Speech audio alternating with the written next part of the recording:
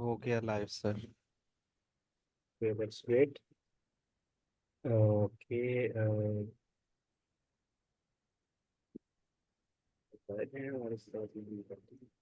Okay participants, हम 2-3 1 minute wait करते हैं। 1 बज के 3 मिनट पे हम जो है अपना सेशन स्टार्ट कर देंगे। तो इन मीन वाइल आप लोग कोई अपना शेयर करना चाहेगा एक्सपीरियंस क्या है? आप राइटिंग टास्क 2 जो कर रहे हैं, आप क्या प्रोग्रेस है? आपको अगर कोई प्रॉब्लम पेश आ रही हो, अगर आप डिस्कस करना चाहें तो वो आप बता सकते हैं। अच्छा, काइंडली जो भी अगर ज्वाइन करें ना मीटिंग, तो अपने आप को रीनेम कर लें, अपना ओरिजिनल नेम यूज़ किया करें, ताकि आपको कॉल करने में और आपको आंसर करने में हमें आसानी रहे।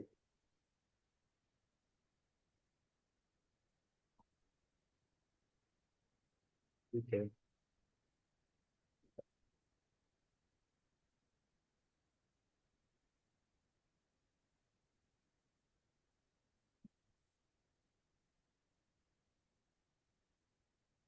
तो राइटिंग टास्क 2 को ही आज हम देखेंगे, और इसमें हम जो है ना डिफरेंट टाइप्स ऑफ ऐसे हमने जो है थर्सडे को डिस्कस की थी, सॉरी वेडनेसडे को डिस्कस की थी।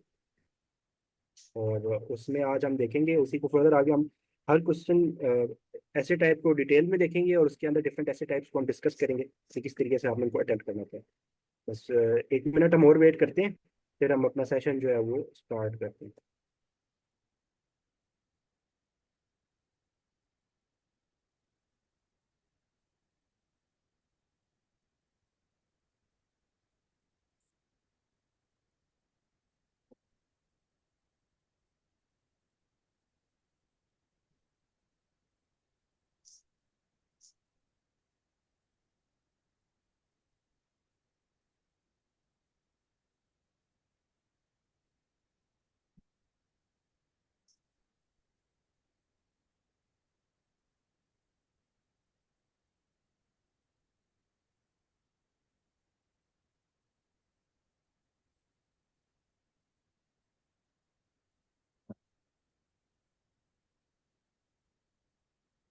ओके। सर नजी मुझे कंफर्म कीजिएगा, मेरी जो स्क्रीन है वो नज़र आ रही है स्क्रीन जी में आपको? आपकी स्क्रीन विजिबल है। अच्छा अभी आप कोई ऐसे स्टार्ट नहीं करवाएंगे या अ, आप नहीं सर, डिस्कशन आज कर हम रहे हैं? ऐसे जो है वो टाइपिंग की तरफ नहीं जाएंगे, हम सिर्फ डिस्कस करेंगे, थियोरेटिकली देखेंगे कि हर ऐसे किस तरीके से होता है, डिफरेंट टिप्स एंड ट्रिक्स को देखेंगे।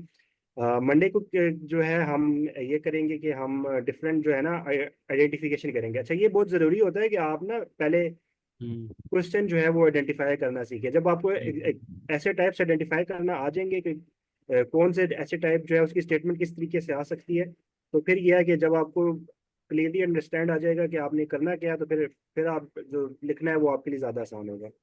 समटाइम लोगों के साथ ये भी मिस्टेक होती है, ये भी एक बहुत बड़ा ट्रैप है इसमें, क्या वो गलत ऐसे आइडेंटिफाई करके ना कॉज एंड सोल्यूशन ऐसे लिखना होता है, लोग प्रॉब्लम सोल्यूशन है, कॉज एंड इफेक्ट ऐसे लिखना होता है, प्रॉब्लम सोल्यूशन ऐसे लिख के आ जाते हैं। उसकी वजह से भी ना काफ़ी एक ये मेजर ट्रैप है आइल्स में। ऐसे टाइप 2 क्या आया था आपको सर बाद? सर मेरा टाइप आया था कि there is not enough recycling of wood, paper and tin, what can be done to improve this situation? तो ये ओपिनियन बेस्ड है या सर ये? ये प्रॉब्लम सोल्यूशन ऐसे था। अच्छा अच्छा।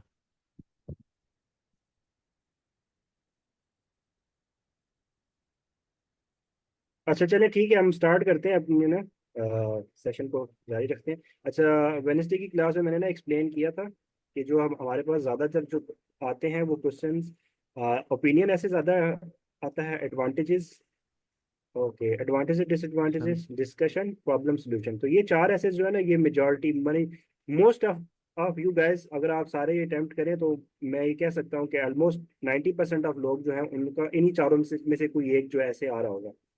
बाकी जो है, जो ये रेस्ट ऑफ द 5 एसेस जो हैं, ये भी आ सकते हैं, ऐसा नहीं है कि ये नहीं आते, ये भी आ सकते हैं, लेकिन बहुत रेयर ही आते हैं।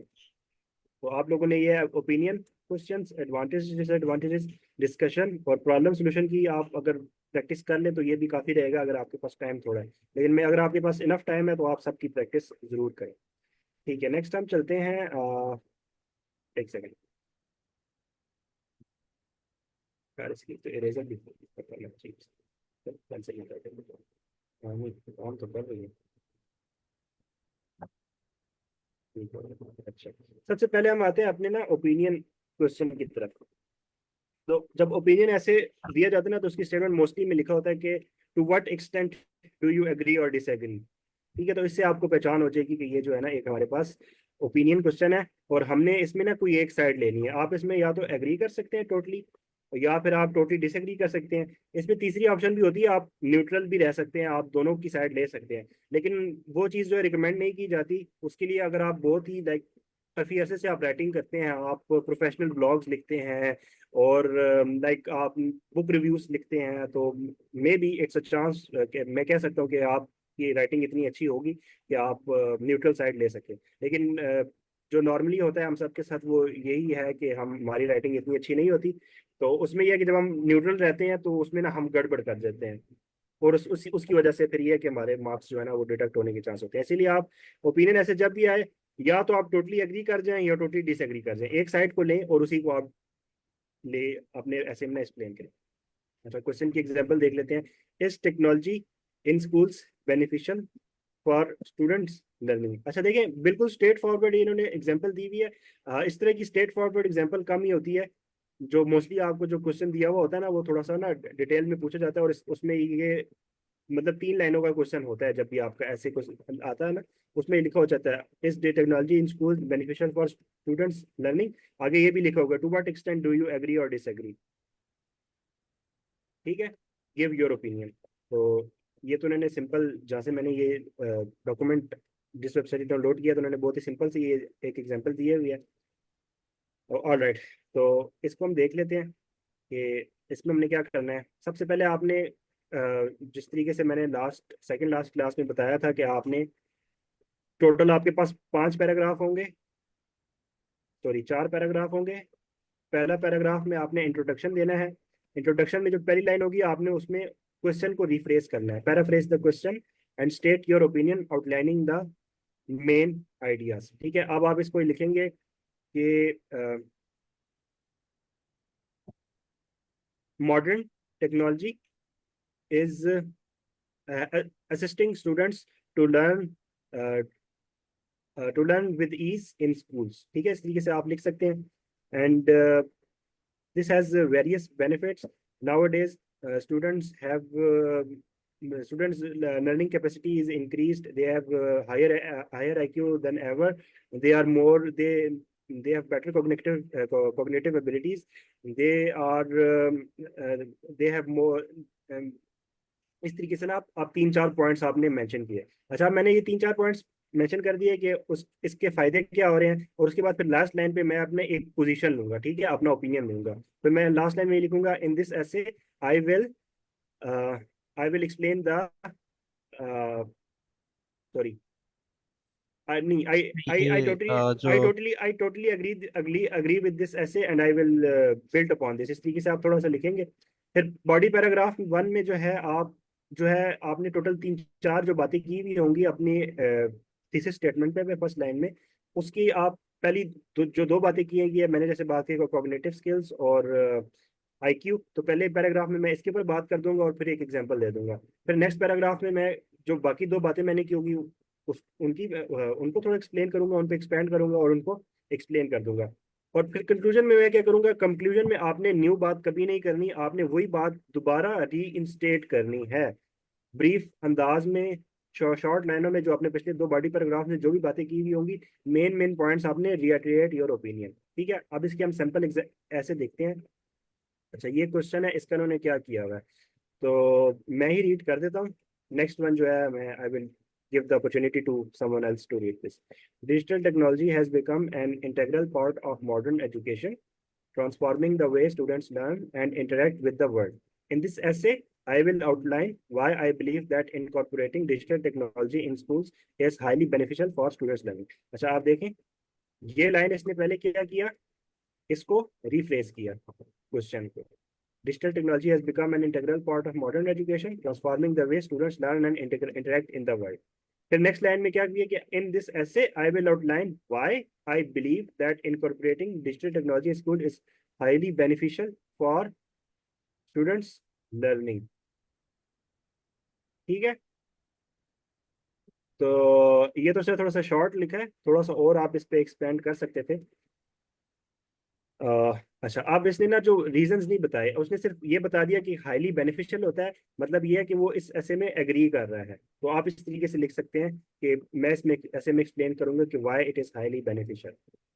तो स्टार्ट आप करते हैं इस तरीके से, कनेक्टिंग सेंटेंसेस हम इसे कहते हैं या कनेक्टर्स कहते हैं।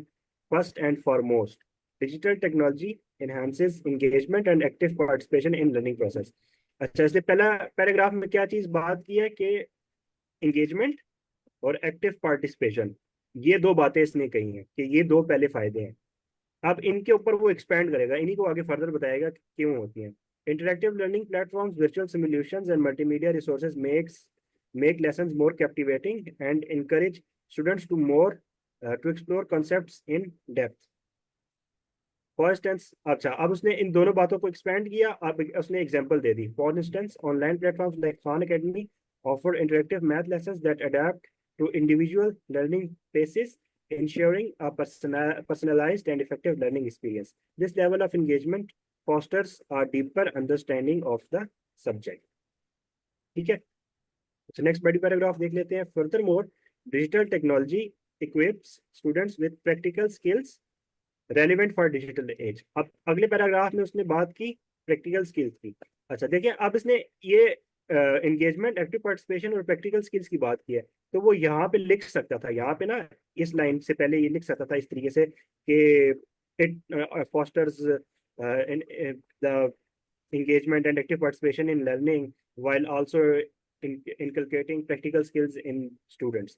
ठीक है, और फिर एक और लाइन इस तरीके से ऐड की जा सकती थी, मोस्टली पैराग्राफ में ऐसे की भी होगी इसने आगे। मैंने तो, मुझे जहाँ तक याद पड़ता है तो इसने किया वैसे, इसमें आई गेस इसने नहीं किया, I don't know why.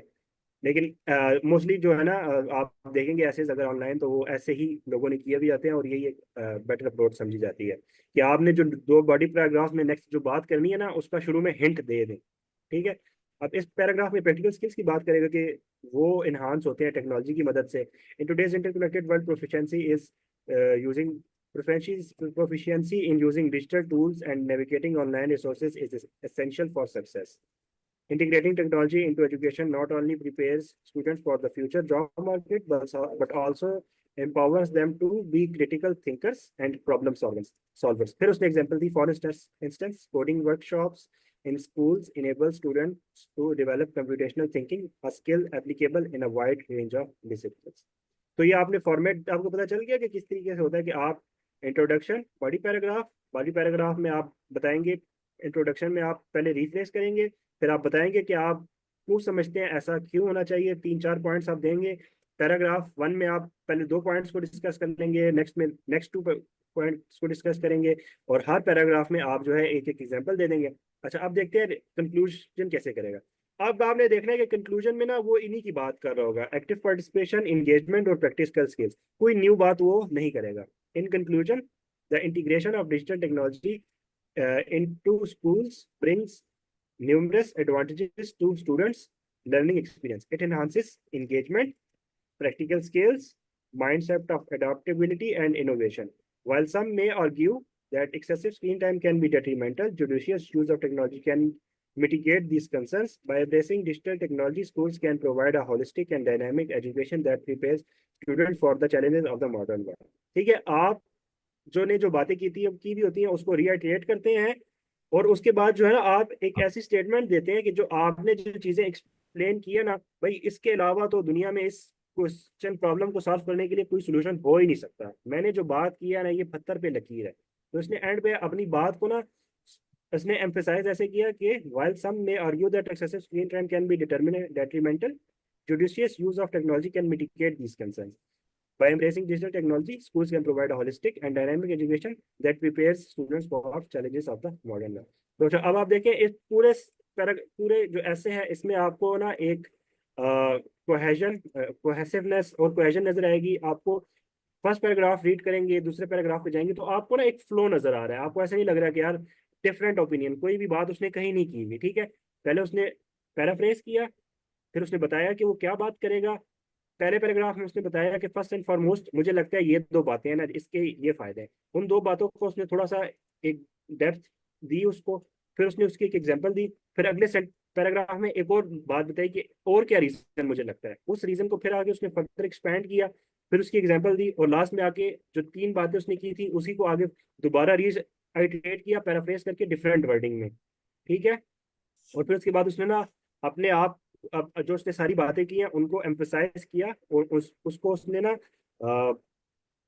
Reader के लिए ये चीज कही कि यार जो मैंने बातें की हैं, ये जो है ना इसका किस तरीके से फायदा हो सकता है, ये जो है इसकी प्रैक्टिकलिटी क्या है, और इस तरीके से उसने एंड कर दिया। तो आई गेस आप लोगों को ये चीज समझ आ गई होगी, अगर कोई क्वेश्चन है तो पूछ लें। फिर हम फर्दर आगे इसको देखते हैं। इसमें एक और चीज अगर आप नोटिस करें तो इसमें आप जो वर्डिंग्स को देखें, इसमें ना काफी C1 लेवल की क्वेश्चन वर्ड्स यूज किए हैं, जैसे कैप्टिवेटिंग, सिमुलेशंस, और मल्टीमीडिया, सर वो पर्सनलाइज्ड, फोस्टर्स, फॉस्टर्स। जी जी। इम्प्रेसिंग, और वो मतलब क्रिटिकल, काफी अच्छी एम्पावर्स, वोकेबलरी। नेविगेटिंग, इंटरकनेक्टेड, और एप्लीकेबल। तो ये देखें, इसमें आपको वोकेबलरी भी पूरी है, क्वेश्चननेस और क्वेश्चननेस और क्वेश्चन भी पूरी है, सेंटेंस स्ट्रक्चर भी पूरा हो गया, और आपका जो है ना वो टास्क कंप्लीशन भी पूरी हो गई। ठीक है, और लेंथ भी प्रॉपर है। तो ये सारी चीजें पूरी हैं, तो ये जो है ना एक अच्छा कंसिडर किया जाएगा, और this will easily get you a band between 7.5 to 9। Okay, फिर हम नेक्स्ट मूव कर लेते हैं अगर किसी का कोई क्वेश्चन नहीं है तो। Sir Shahzad, ma'am Samina, ma'am Saliya, ma'am Maloom, sir Asim, अगर कोई क्वेश्चन है तो आप लोग पूछ सकते हैं। अगर सब कुछ क्लियर है तो हम नेक्स्ट मूव कर लेते हैं, अगले पैराग्राफ को देख लेते हैं, सॉरी अगले टाइप को देख लेते हैं।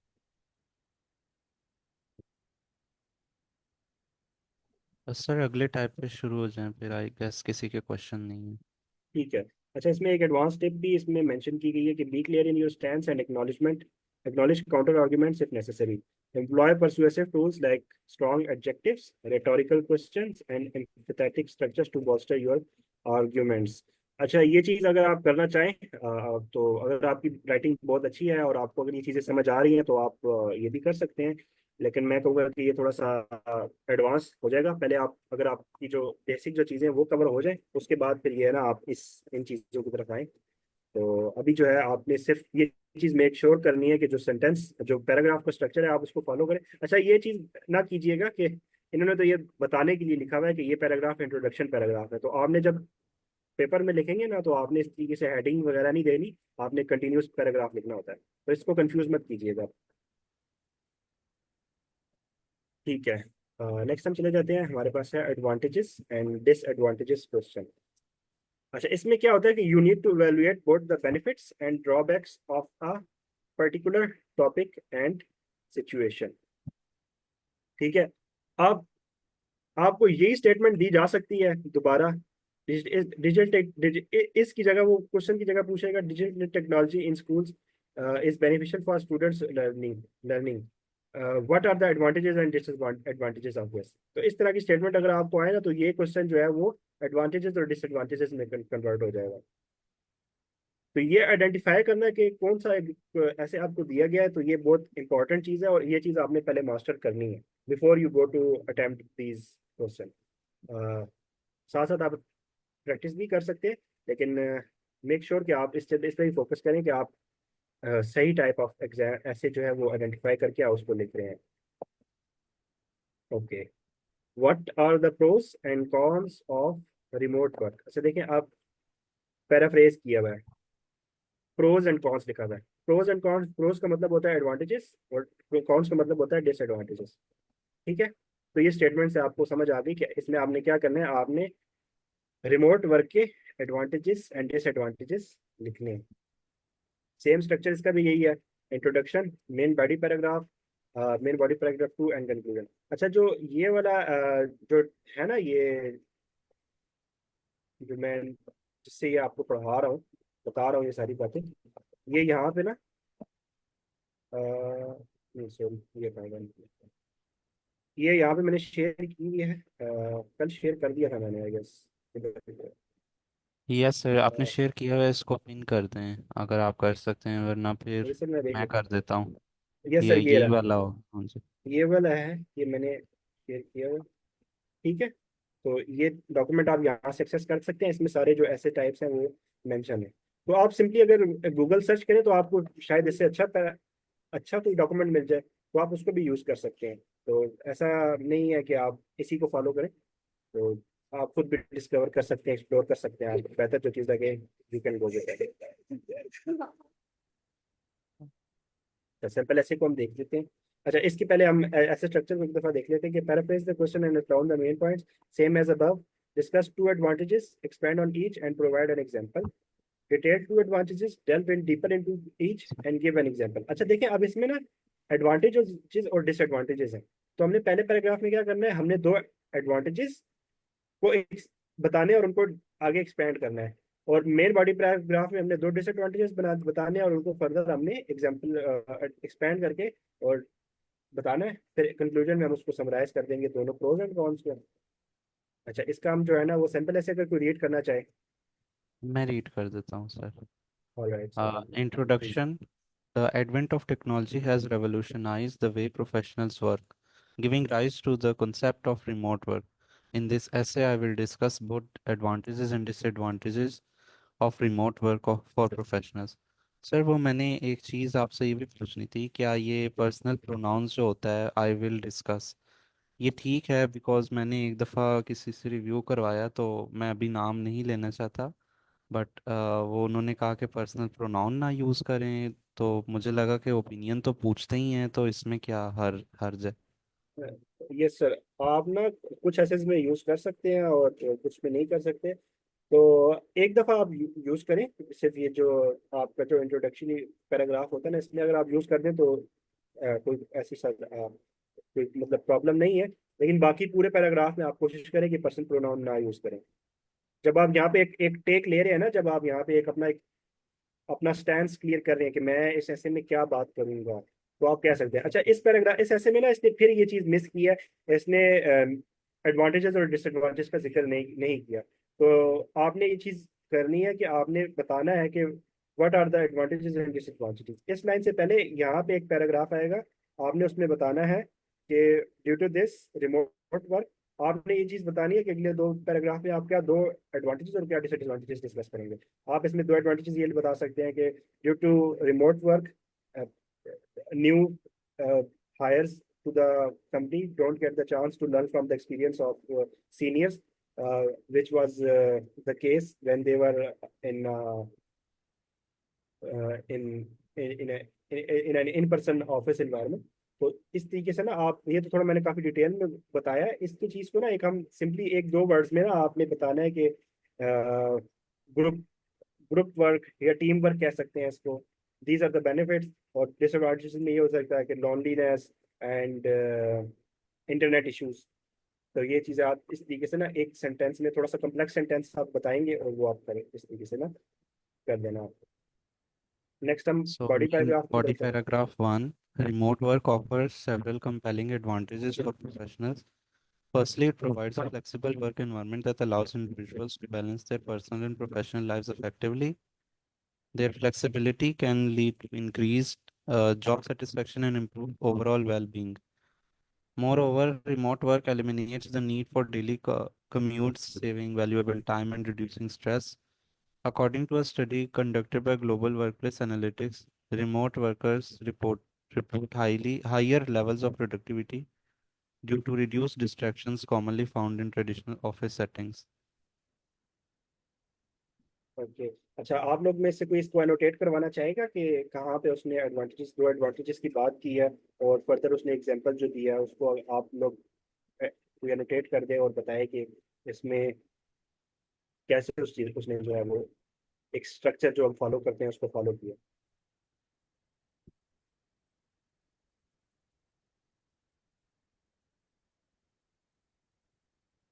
अच्छा सर, पहले तो इन्होंने ये कह दिया ना कि रिमोट वर्क्स ऑफर सेवरल अच्छा कंपेलिंग सर, नहीं एडवांटेज। एक मिनट सॉरी, मैं आपको इंटरप्ट कर रहा हूँ। मैं बाकी पार्टिसिपेंट्स को थोड़ा जगाना चाहूंगा वो क्योंकि पार्टिसिपेशन उनको करनी चाहिए ना। क्योंकि देखिए ऐसा है ना, क्योंकि आई गॉट गुरु जो है ना, वो उसका जो मॉडल है वो ये है कि we don't learn by passive learning, we learn by doing things. ठीक है, तो एज ए टीचर हम यहाँ पे हैं कि हम आपके बैक पे खड़े हैं, आप चीज़ें को लर्न करें, और जहाँ पे आपको कोई मुश्किल आएगी तो हम आपको बताएंगे।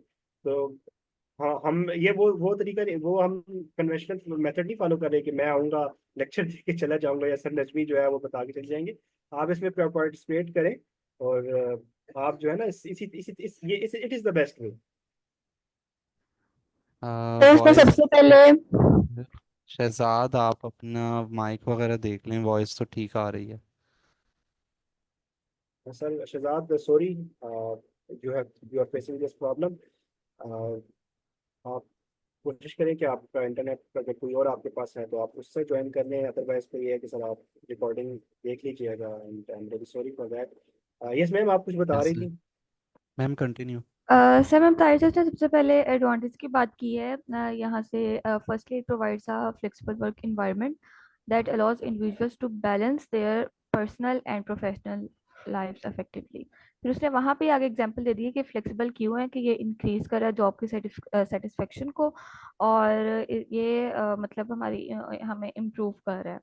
और नेक्स्ट उसने जो दो एडवांटेजेस की बात की है, नेक्स्ट मोर के बाद उसने स्टार्ट किया है कि रिमोट वर्क जो होता है वो हमारा डेली स्ट्रेस को रिड्यूस करता है, और हमारे पास टाइम जो होता है वो उसकी वजह से काफ़ी ज़्यादा सेफ हो जाता है।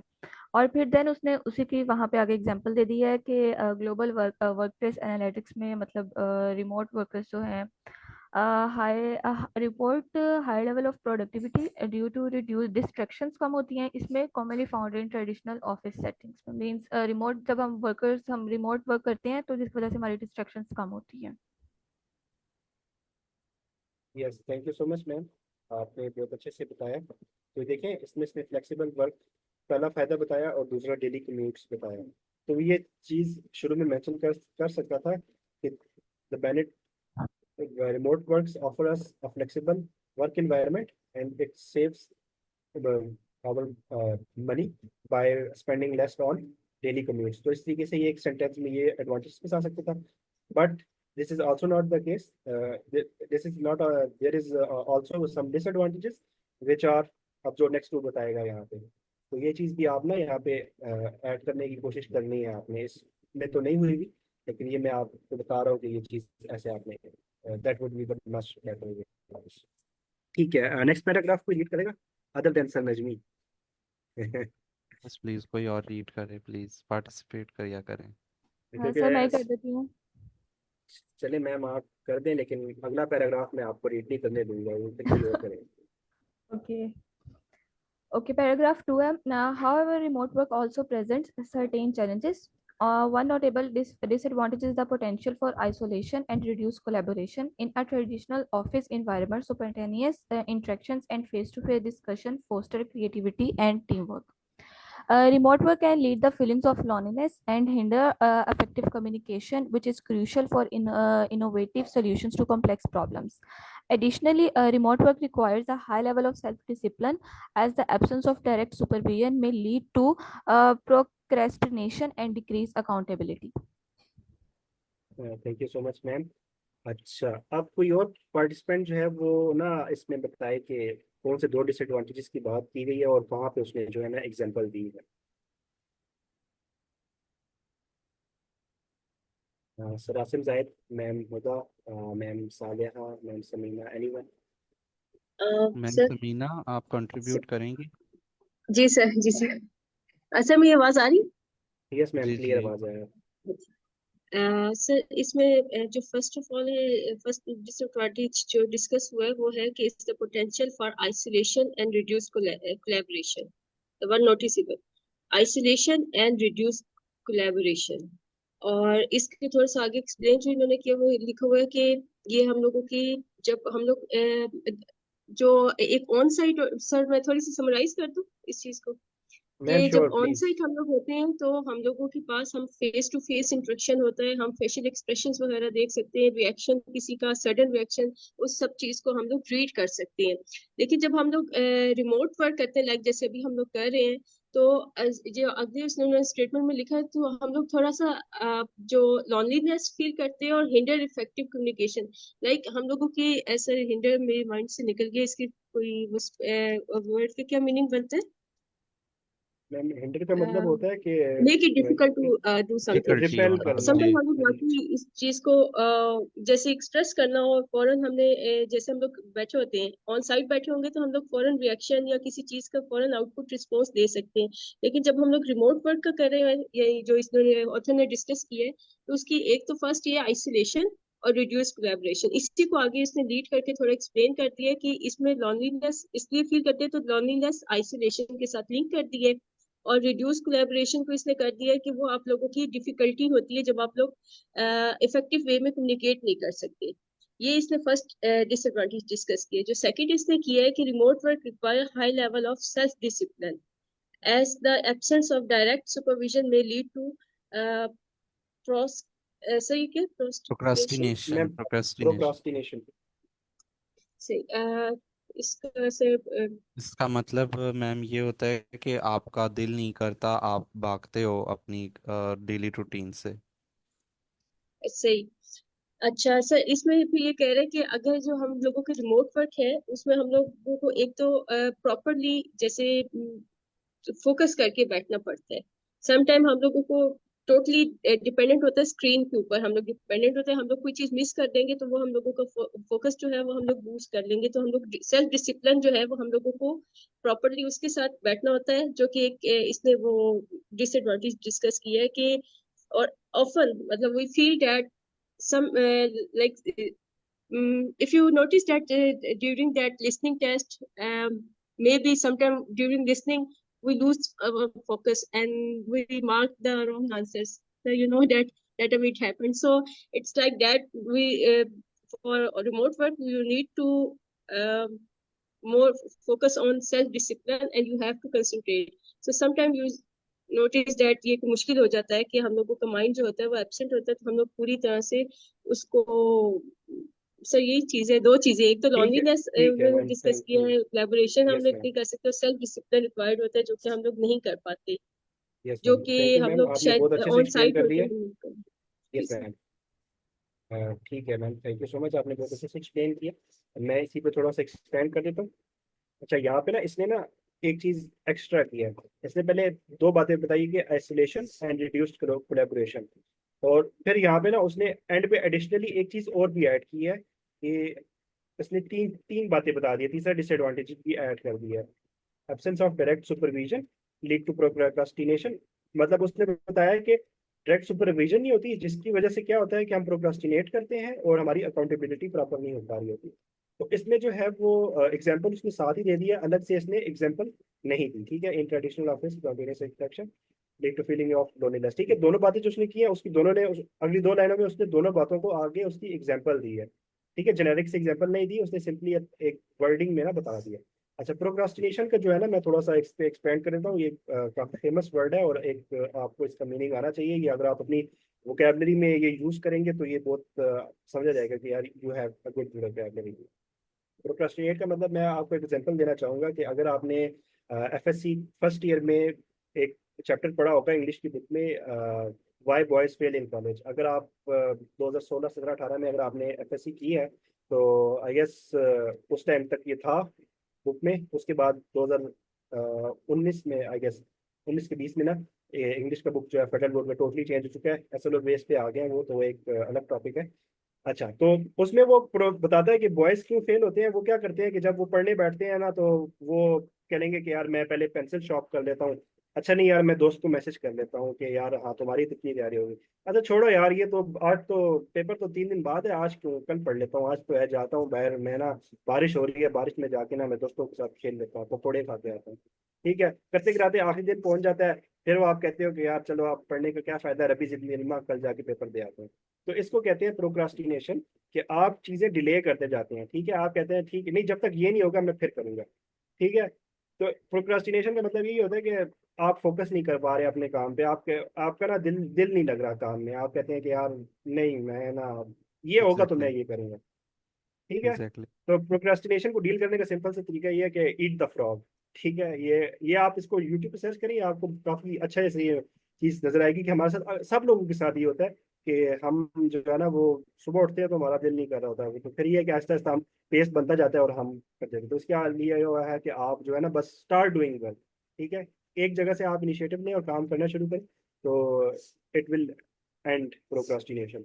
लेकिन ये है कि समटाइम्स आपको हेल्प भी लेनी पड़ जाती है अपने relatives and friends and family की, क्योंकि ये एक किस्म की ना एक क्या लेंगे कि फिनोमेना है या एक डिजीज भी कह सकते हैं सम केसेस में। कुछ लोगों को काफी मुश्किल होती है इसको हल करने में, but other people have good will power and this. तो ये मैंने आपको ना काफी डिटेल में समझा दिया प्रोक्रास्टिनेशन का, तो ये अब आपको भूलना नहीं चाहिए प्रोक्रास्टिनेशन, इसको प्रोक्रास्टिनेशन इस तरीके से प्रोनाउंस करते हैं। ठीक है, नेक्स्ट चलते हैं हम कंक्लूजन की तरफ। Who will read it? Yes sir, Shahzad exactly the frog है वो इसी बात पे है कि प्रोडक्टिविटी कैसे आप ज़्यादा प्रोडक्टिव हो सकते हैं, कैसे आप एक्सीलेंट वर्क कर सकते हैं। Thank you so much sir Shahzad. अच्छा, who we have with us? Ma'am Salia, can you read this topic for us, conclusion of this essay? Yes, sir. Am I audible? Yes, ma'am, you are perfectly audible. Okay, thank you. In conclusion, remote work offers professionals a range of benefits such as flexibility and time savings. However, it is not without its drawbacks, including potential isolation, reduced collaboration. To maximize the advantages of remote work, while mitigating its disadvantages, professionals must cultivate effective communication skills, establish a dedicated workspace, and maintain a disciplined work routine. Ultimately, the success of remote work hinges on the ability to strike a balance between the convenience it offers and the challenges it poses. Yes, ma'am, thank you so much. Yes ma'am, आप Welcome, इसमें sir. बताना चाहेंगी कि उसने किस तरीके से अपनी बात को दोबारा रीआइटरेट किया है, दोबारा रीइंस्टेट करके उसने बताई है, और फिर कैसे उसने अपनी बात को लेके चला।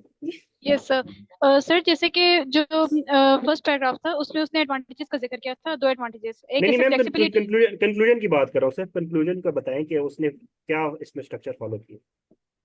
यस सर, मैं वही बता रही हूँ कि ठीक जैसे है। जो फर्स्ट टू पैराग्राफ्स थे ना, जैसे फर्स्ट पैराग्राफ में हम लोगों ने एडवांटेजेस का जिक्र किया था और सेकंड पैराग्राफ में हमने दो डिसएडवांटेजेस का जिक्र किया था। तो कंक्लूजन में उन्हीं एडवांटेजेस और डिसएडवांटेजेस को उसने समराइज करके दोबारा से उसी पे वही डिस्कस करके और एंड पे जो है ना उसने अपना ओपिनियन दिए। ओपिनियन तो नहीं दिया, मतलब उसने जो है ना लाइक उसने उसका सोल्यूशन बताया कि कैसे जो है ना हम कर सकते हैं, मतलब डिसिप्लिन वर्क रूटीन को कैसे जो है ना मतलब हम कर सकते हैं, ये इसने यस बताया मैम, हुआ है।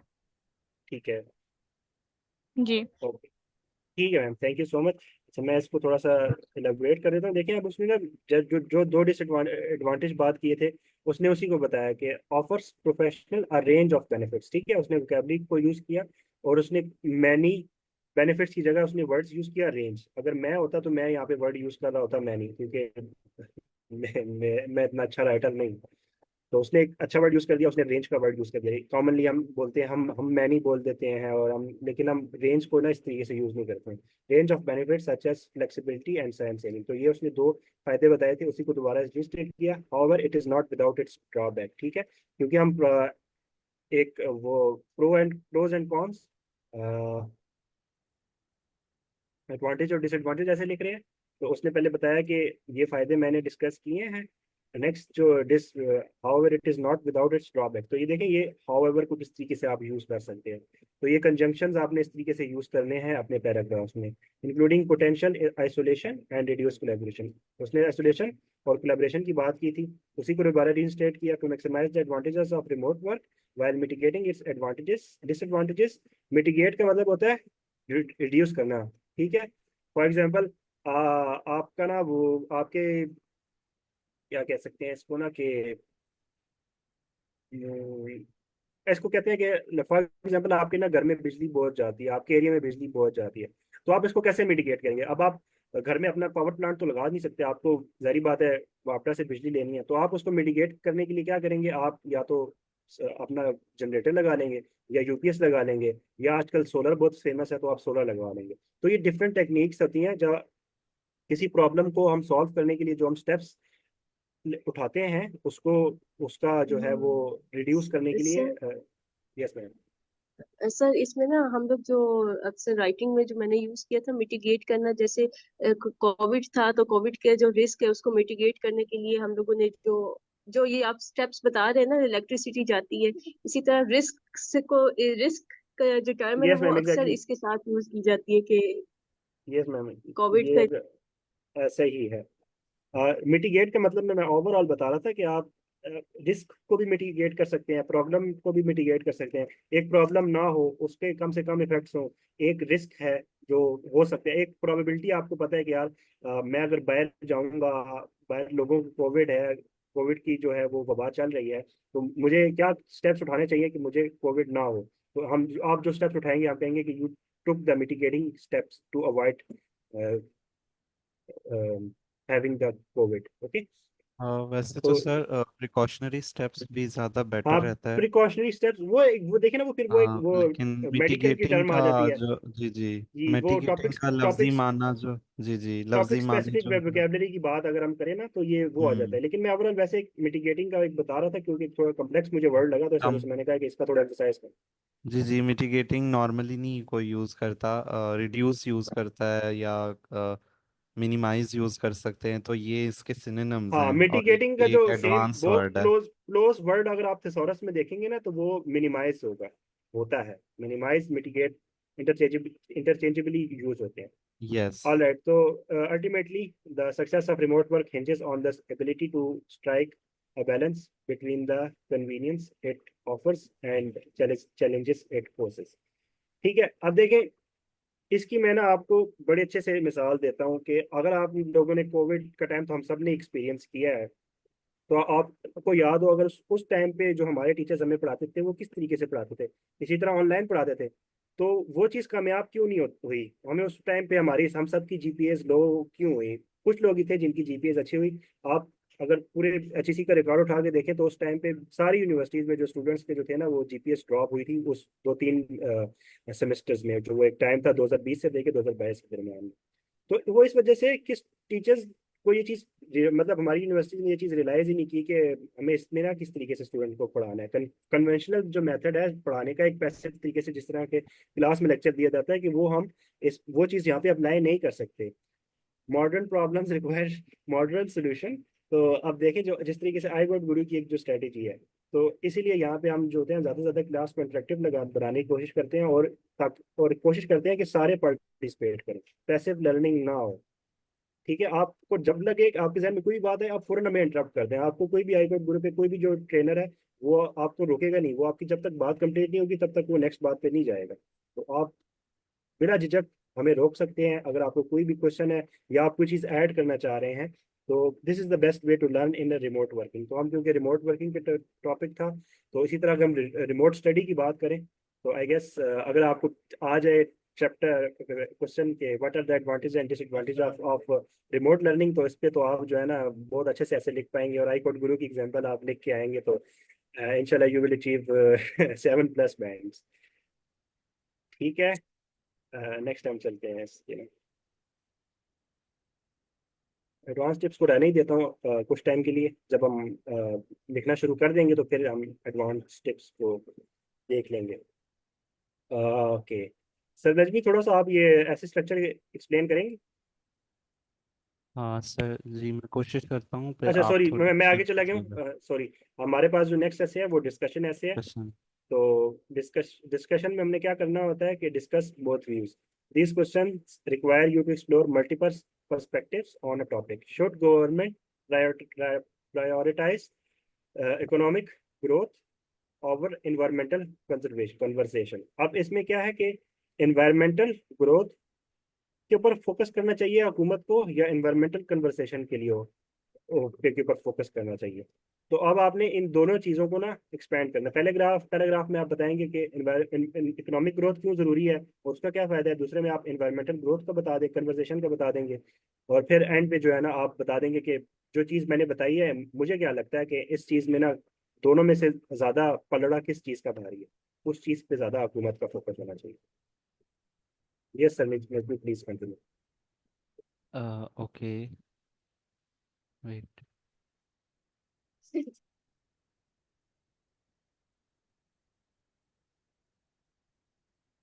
अच्छा, essay structure introduction paraphrase the question and provide a thesis statement. Paraphrase मतलब आपने जो दिया हुआ है जो डिस्कशन के लिए, should government prioritise economic growth over environmental conservation. बस इतना कोशिश करें कि आपके पास एक तो ये जो है ना, एक एक लाइन के टॉपिक ऐसे लिखे हुए हैं।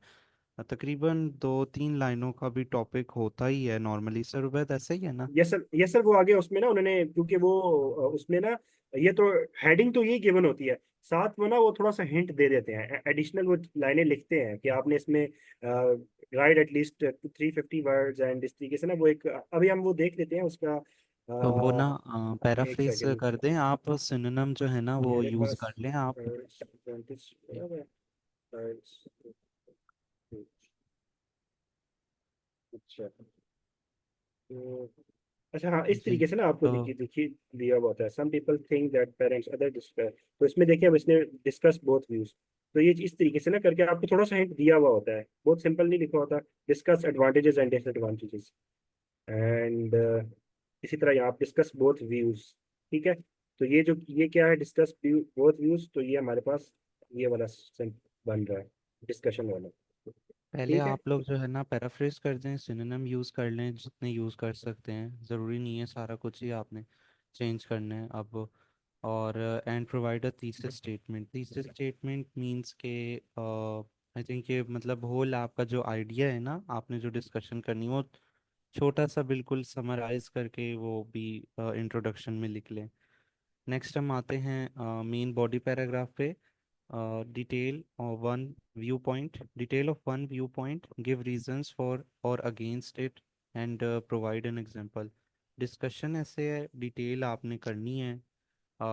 अभी आपने जैसे इन्होंने लिखा है वन व्यू पॉइंट, आपने ना इंट्रोडक्शन में दो पॉइंट्स डिस्कस करने के लिए कहा होगा कि मैं आगे करूँगा। तो आपने क्या करना है, अब आप इस डिस्कशन ऐसे आप government prioritise economic growth, should government prioritise economic growth over environmental conservation.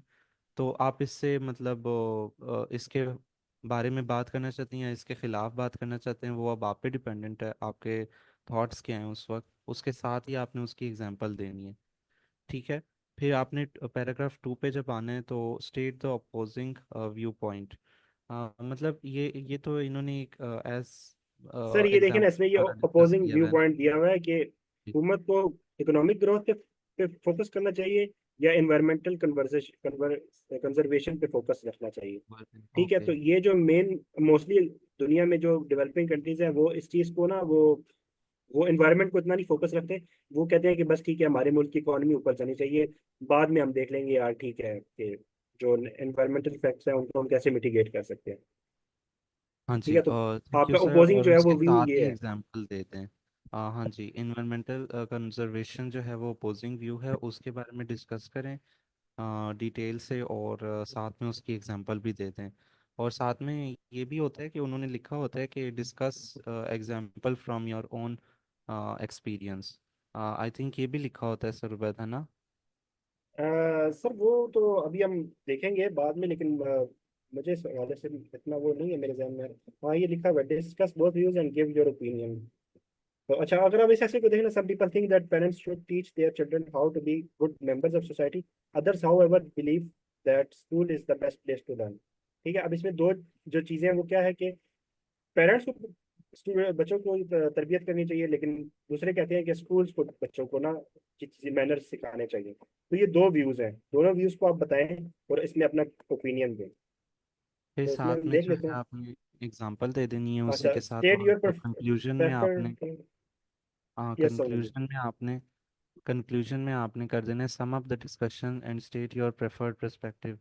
Conclusion का जो है ना वो स्ट्रेटजी एक ही यही है कि जो ऊपर डिस्कशन की हुई है आप उसको बिल्कुल समराइज वे में बता दें सारा कुछ। और साथ में ये क्या लिखा हुआ है कि स्टेट योर प्रेफर्ड पर्सपेक्टिव, और आप अपना प्रेफरेंस भी बता दें साथ में। अपना ओपिनियन भी दे सकते हैं इसमें, जी। मतलब आपको क्या लगता है, आप आपकी अपनी पर्सनल क्या प्रेफरेंस है।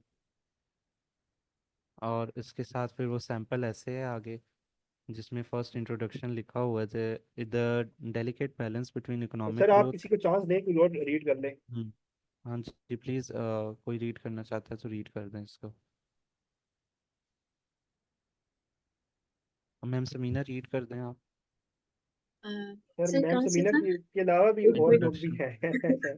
तो मेरा मोबाइल में ऊपर नीचे हो जाता है। सारा आप करना चाहेंगे? फिर साले हैं, सालेहा, ओ ma'am Saleha, sorry. Ma'am Saleha आप करेंगी? यस, मैं रीड कर लेती हूँ।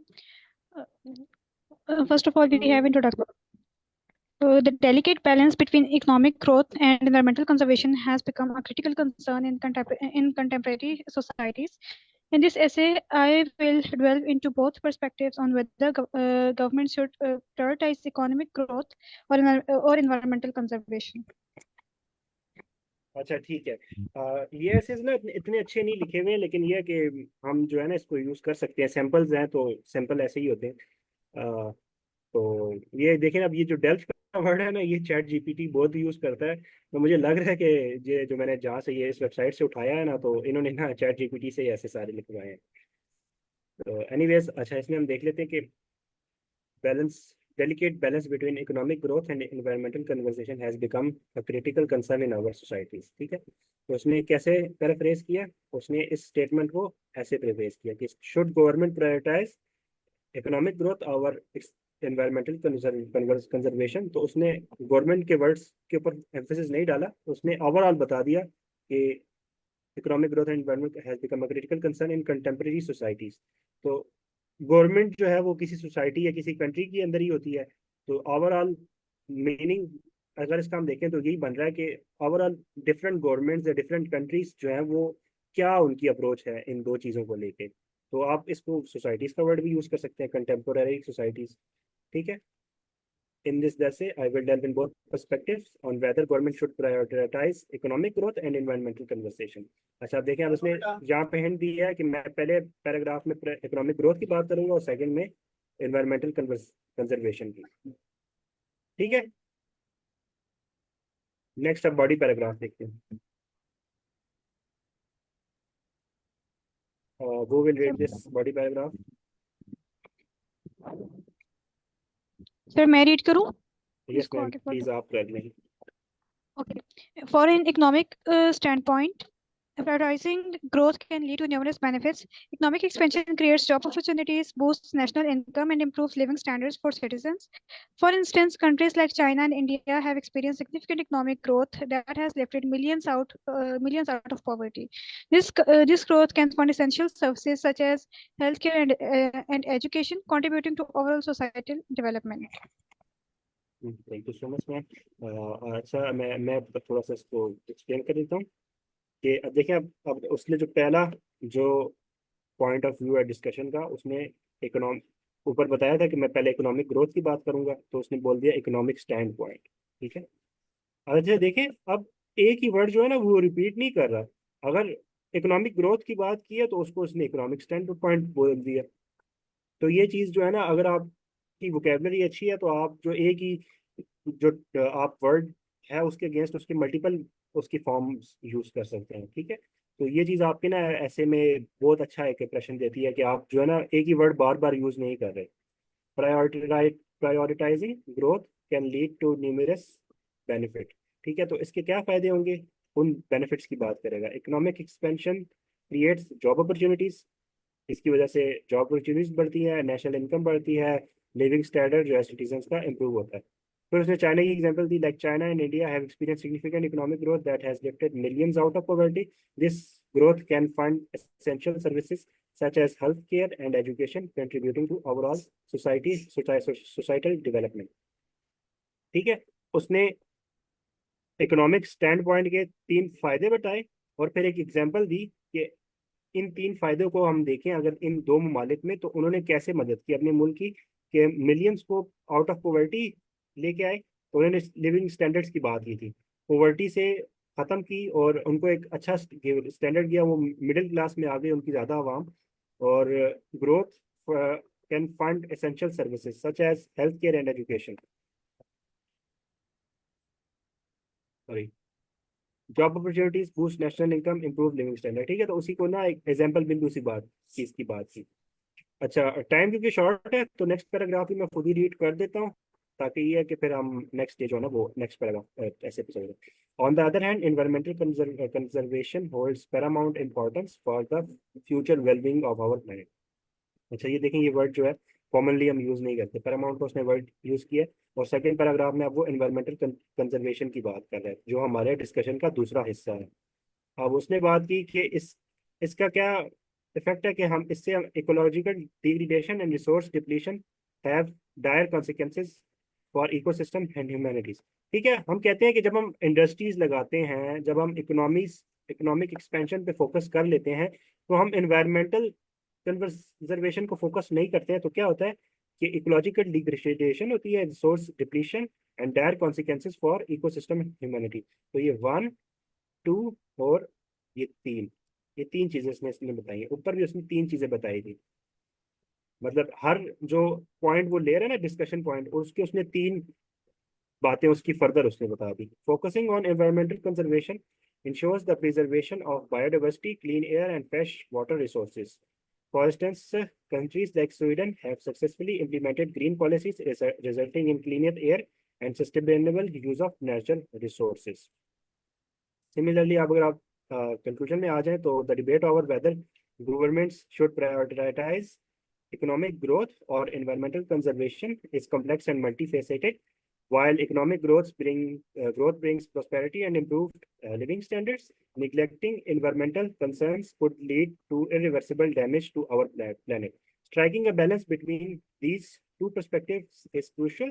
Governments can implement policies that promote sustainable economic growth while also ensuring responsible resource management and environmental protection. Only through careful consideration and informed decision making can societies navigate the intricate interplay between economic progress and environmental stewardship. अच्छा, ये जो है conclusion बहुत ही ज्यादा इसने लंबा कर दिया. इतना लंबा नहीं होता, आई गेस इतना काफी था. तो इसमें यही बात के कंक्लूजन में उसने पहले बात की कि इकोनॉमिक ग्रोथ को करें या कंजर्वेशन की बात करें. फिर उसने इकोनॉमिक के ऊपर एम्फेसाइज किया कि ठीक है, इकोनॉमिक ग्रोथ से हमें फायदा तो होता है, लेकिन दोनों के दरमियान बैलेंस करना भी बहुत जरूरी है. क्योंकि अगर हम नेचर का ख्याल नहीं रखेंगे तो हमारे पास एक ही प्लेनेट है, हम और तो कहीं नहीं जा सकते. तो ये only through careful consideration and form decision making can societies navigate the integrate interplay between economic progress and environmental stewardship. तो ये हमने आज जो है ना 3 टाइप्स हमने कवर किए हैं ऐसे की ना, ओपिनियन, एडवांटेजेस और डिस्कशन. तो एक जो है वो प्रॉब्लम सोल्यूशन रह गया, ये हम मंडे को डिस्कस कर लेंगे. तो आज क्योंकि लोग कम थे, तो मंडे को हमारी फिर जो है वो रेगुलर क्लास तकरीबन होगी. 15 to 20 लोग होते हैं. तो आई वुड आस्क और आई वुड रिक्वेस्ट कि आप में से अगर कोई जो है वो छोटी सी स्लाइड्स या छोटी सी एक अगर प्रेजेंटेशन तैयार कर ले 5 से 10 मिनट की, और इन 3 जो टॉपिक्स हैं उनको मंडे की क्लास में दोबारा अगर रिवाइज करवा दे, तो वो हमारे स्टूडेंट्स के लिए काफ़ी हो जाएगा. और अगर आप जब इन चीज़ों को खुद से रिसर्च करेंगे, ढूंढेंगे, तैयार करेंगे, तो इससे आपकी भी हेल्प हो जाएगी. तो अगर आपके पास वीकेंड पे अगर आपको टाइम मिले, आपके पास कोई और आपकी मसरूफियत नहीं है, तो आप तैयार करके स्लैक में बता दीजिएगा कि I have prepared it and I will give a presentation on Monday.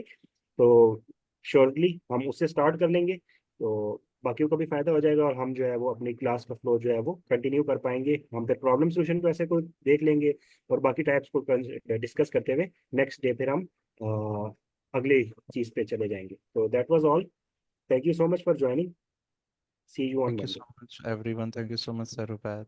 Allah Hafiz. Allah Hafiz sir Najmi. Allah Hafiz everyone.